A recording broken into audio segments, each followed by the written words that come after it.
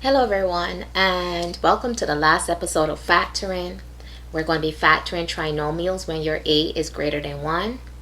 Remember, trinomials are ax squared plus bx plus c, and a is the coefficient that is in front of your x squared. So whenever that's greater than 1, you're going to have to perform a different type of factoring. When I was in school, it was trial and error, which was really difficult. Because you had to know your times table and you had to go through trial and error. But there's a new method that I'm going to show you which gives you your answer pretty quickly, called slide and divide. So I think it's a very nice method. Someone told me it was an illegal method. I was like, what? Illegal? Oh well, I'm going to teach it to you today and you can use it. So with the slide and divide, it makes our lives easier. So what do I mean by slide and divide? Now, first things first, I need to get rid of this 3 because this is making our life a little bit difficult. So I'm going to take the 3 and I'm going to slide it on over to the 5. And I'm going to use multiplication to remove the 3 from here. So I'm just going to slide it on over to the 5. It's going to merge with the 5 using multiplication. So my problem now becomes x squared minus 2x minus 15 because we took the 3 and multiplied the 5. Some people call this the AC method, but I call it slide and divide. Makes it a little bit easier. Now I'm going to factor this. This is easy to factor, and you know from class that when I factor I draw this x right here. Now at the top I'm going to put my product. So my product goes here. And my product is the negative 15, so that's my product. And down at the bottom, I put my sum, and my sum would be negative 2. So here is negative 15, over here is negative 2. And I'm going back to my product because that's where I always start. Now my product is a negative. The only way you can get a negative product is if one of your factors is a positive and one is a negative. So I like to put in my signs first. So I have my signs. Next, I have to get my factors. So I'm going to try to figure out, and I read this backwards, what 2 numbers multiply to give me 15, because it says product. And you're probably going to say, oh, 5 times 3 multiplied to give you 15. But when you subtract, I want to get a 2. Now, if you subtract these numbers, you do get 2. However, I want a negative 2. So notice our signs are already here. You have to figure out where you're going to put the plus and where you're going to put the minus. Now, remember when we're adding, we always keep the sign of the larger number. So if my sum is a negative, it means that the 5 is going to be negative and the 3 is going to be positive. So the 5 negative and the 3 positive. Now remember, I removed my 3 from the beginning and merged it with the 5 to make 15. Now you have to remove it.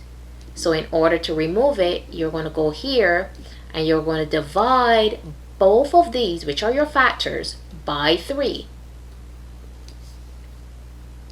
Because remember, we merged the 3 into the 5 and we made a whole new problem, which was x squared minus 2x minus 15. That was not what was originally given to us. So we have to divide by 3.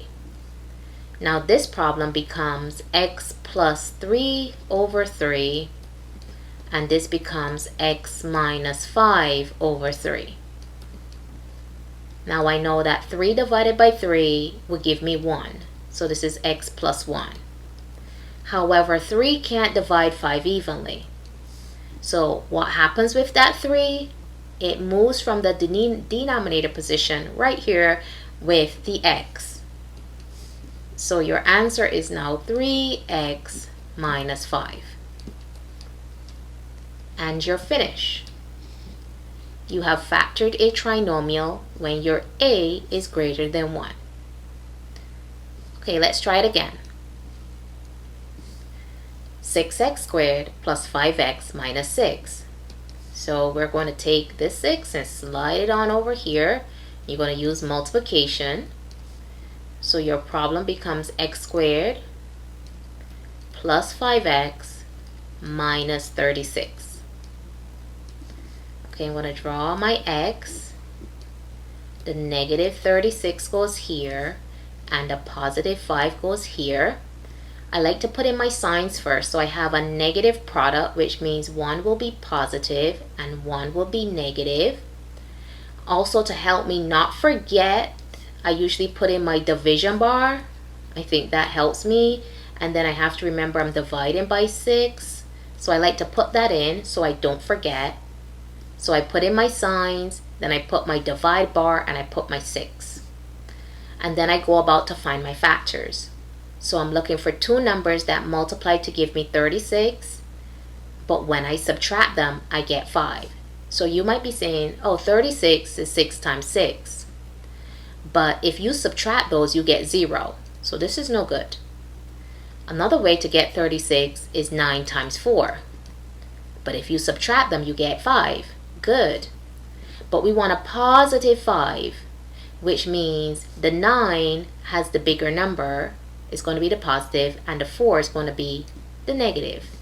So here's my 9, and there's my 4. So my answer is x plus 9 over 6 and x minus 4 over 6. Can 6 divide 9 evenly? The answer is no. But please remember, this is a fraction. Whenever something can't divide evenly, you have a fraction, and please remember the silent rule for fractions. If you can reduce, reduce. So looking at the 9 and 6, you're like, oh, these can be divided by 3. And the 4 over 6, both of those numbers can be divided by 2. So I'm going to go ahead and reduce my fractions. Always look at your fractions and deduce if you can reduce them. If you can, please do so. So your answer is going to be x plus 3 over 2. This is going to be x minus, if you divide by 2, you get 2 over 3. And remember, this 2 goes up here, this 3 goes up here. So your answer is 2x plus 3 and 3x minus 2. And finito, you're finished. I hope this has been helpful. Good luck.